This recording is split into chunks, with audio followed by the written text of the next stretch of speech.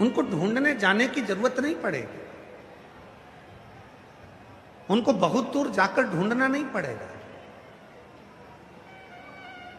और ये चरित्र केवल बोलने का चरित्र नहीं, शिव महापुराण के अंतर्गत भगवान ब्रह्मा जी जब स्वयं कहते हैं कि इस सृष्टि का रचनाकर्ता मैं हूं, जब ब्रह्मा जी स्वयं कहते हैं कि इस सृष्टि का रचनाकर्ता मैं हूं, इस सृष्टि को रच में रहा हूं, इस सृष्टि को चला में रहा हूं, इस सृष्टि को करने वाला मैं हूं, इस सृष्टि का रचनाकर्ता मैं हूं, तब स्वयं भगवान विष्णु ब्रह्मा जी को समझाते हैं, नहीं ब्रह्मदेव, ये तुम कहना बंद कर दो कि इस सृष्टि का रचनाकर्ता मैं हूं। तुम ये कहना बंद कर दो कि सृष्टि की रचना मैं कर रहा हूं। तुम ये कहना बंद कर दो कि सृष्टि को मैं दे रहा हूं। नहीं नहीं, भगवान विष्णु ने कहा इस सृष्टि को अगर कोई दे रहा है, इस सृष्टि की कोई रचना कर रहा है, इस सृष्टि को कोई संचालित कर रहा है, तो वो स्वयं देव अधिदेव महादेव संचालित कर रहे हैं और रचना कर रहे हैं।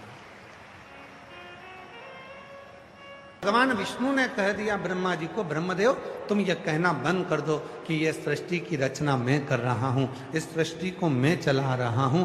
ब्रह्मा, बल्कि तुम कहो कि मैं इस सृष्टि का रचना करता नहीं हूं, मैं इस सृष्टि का संहार करता नहीं हूं।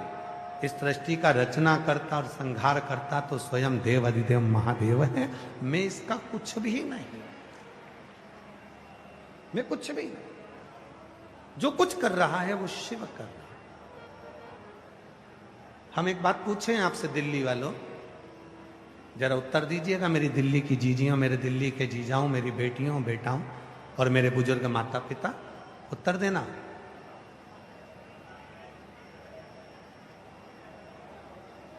आम का वृक्ष इतना बड़ा होता है,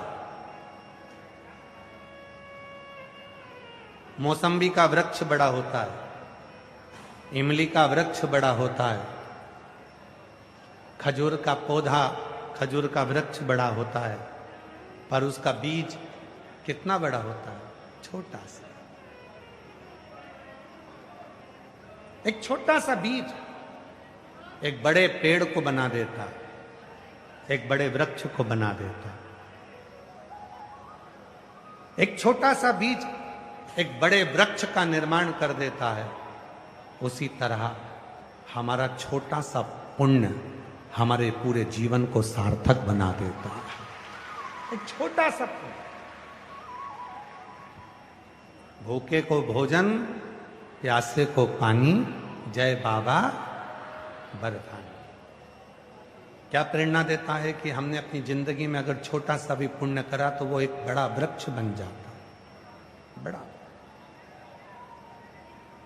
और एक हमने जिंदगी में थोड़ा सा भी पाप किया तो वो पाप भी बड़ा बन जाता। हमने पहले भी कथा में कहा, गुस्सा आया, क्रोध आया, बहुत तेज गुस्सा आया, अंदर गए, तलवार लेकर आ गए, चक्कू लेकर आ गए, बंदूक लेकर आ गए और किसी को मार दिया।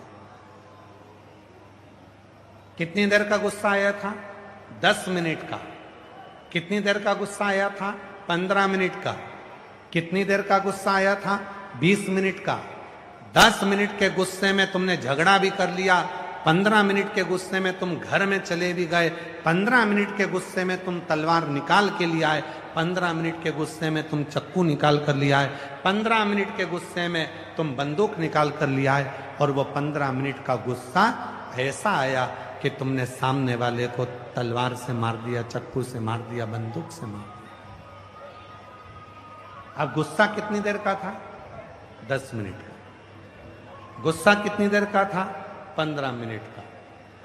अब 15 मिनट का गुस्सा, 10 मिनट का गुस्सा, अब तुमको सजा कितने समय की दिलवा रहा है? वो 10 मिनट का जो गुस्सा है, जो 15 मिनट का गुस्सा है, वो सजा दिलवा रहा है 10 साल की, 15 साल की, 20 साल की। अब जरा अंदाजा लगाना कि गुस्सा था 10 मिनट का, क्रोध था 10 मिनट का, गुस्सा आया था 15 मिनट का, और सजा कितने समय की हो गई? 15 साल की। छोटा सा पाप हमें एक बड़ा वृक्ष बना देता। पाप का वृक्ष, छोटा सा पुण्य एक बड़ा वृक्ष बना देता है सत्कर्म का, छोटा सा। इसीलिए शिव महापुराण की कथा आपको बार बार कहती है कि मत बुरे कर्म कर वरना पछताएगा, भगवान की आंखों से तू बच नहीं पाएगा, तू बच नहीं पाएगा। अरे ओ अज्ञानी मत करना, अरे ओ अज्ञानी मत करना। जितने बैठे हैं सब साथ में बोलो, तेरे कर्म का फल भी तू ही पाएगा, जैसा किया तूने तेरे आगे आएगा।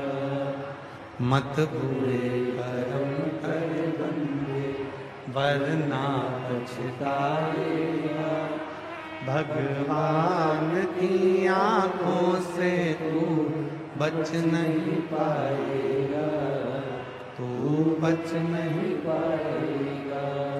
अरे ओ अज्ञानी मत करना, अरे ओ अज्ञानी मत करना। एक छोटा सा बीज बड़ा वृक्ष बन जाता है, एक छोटा सा बीज बड़ा पेड़ बन जाता है। उसी तरह एक छोटा सा बीज जब बड़ा पेड़ बनता है, एक छोटा सा बीज जब बड़ा वृक्ष बनता है, उसी तरह हमारा छोटा सा पुण्य हमें हमारी मंजिल तक बड़े वृक्ष के रूप में पहुंचा देता है। छोटा सा, थोड़ा सा सत्कर्म हमें अपनी मंजिल तक पहुंचा। शिव कथा कर रही है, भगवान शंकर का चरित्र कह रहा है। ब्रह्मा जी को समझाया भगवान विष्णु ने कि तुम ये कहना बंद कर दो कि ये मैंने किया। शिव ने करा, ब्रह्मा जी माने नहीं। अभी कथा में आपको कहा भगवान को ढूंढने के लिए कहीं नहीं जाना, भगवान को ढूंढना है तो अपने भीतर ढूंढो, कहीं नहीं जाना। अपने भीतर उस परमात्मा को ढूंढने का प्रयास करो। अपने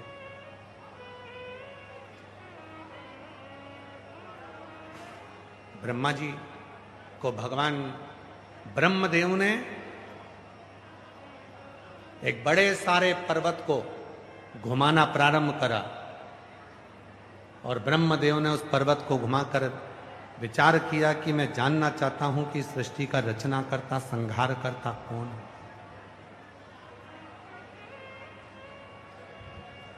घुमाया पर्वत को, और जब पर्वत को घुमाना प्रारंभ करा तो वो पर्वत की आकृति में एक शिवलिंग प्रकट हो गया।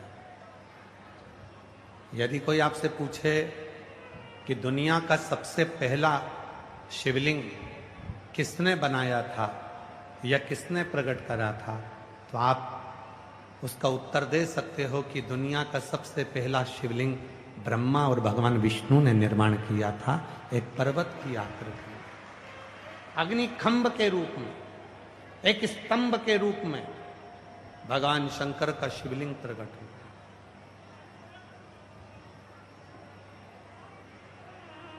और वो शिवलिंग कोई साधारण नहीं,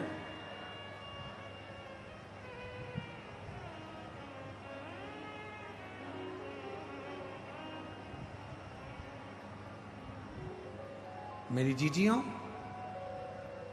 मेरे जीजाओं, मेरी बेटियों, बेटाओं, मेरे बुजुर्ग माँ बाप, आप किसी शंकर जी के मंदिर में जब जल चढ़ाने के लिए जाते हो तो आपको लगता होगा कि ये पत्थर का शिवलिंग है।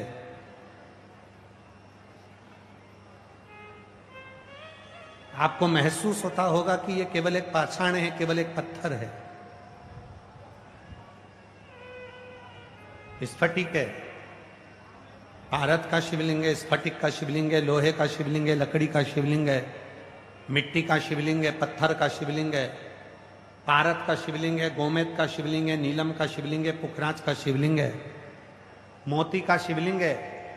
किसी शिवलिंग का जब आप दर्शन करते हो तो आपके मन में भाव आता है कि यह केवल एक पाषाण का, पत्थर का, लकड़ी का, गोमेद का शिवलिंग, पर नहीं। शिव महापुराण की कथा कहती है, जब हम अपने हृदय से, दिल से, भाव से भगवान को, शिव जी को एक लोटा जल जब समर्पित करते हैं तो वो केवल पाषाण, पत्थर, पुखराज या मोती नहीं रह जाता। जब शिव जी को जल चढ़ाया जाता है, जल चढ़ाते समय भगवान देव अधिदेव महादेव स्वयं उस जल को स्वीकार करने के लिए आकर विराजमान हो जाते हैं। स्वयं शिव,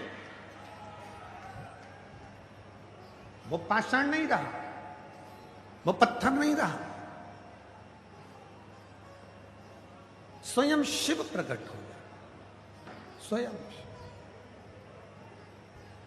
अच्छा, कोई दूर हो ना तो बात दूसरी है, ब्रह्मा जी ब्रह्मलोक में है, भगवान विष्णु वैकुंठ लोक में है, पर भगवान शंकर तो मृत्यु लोक में, पृथ्वी पर।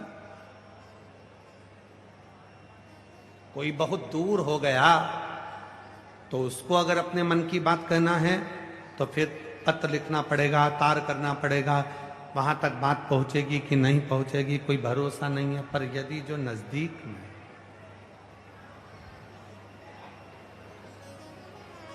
जो नजदीक में, उसको कहने के लिए कुछ नहीं करना पड़ेगा, सारी समस्या का हल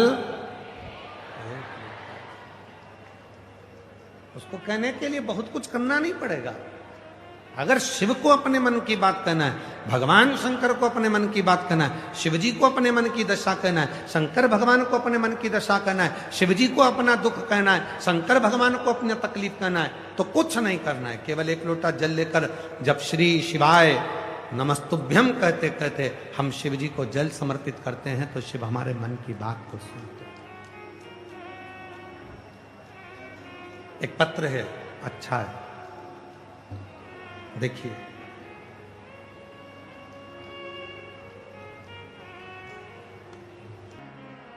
लुटा दिया भंडार का कर दिया माला माल का, लुटा दिया भंडार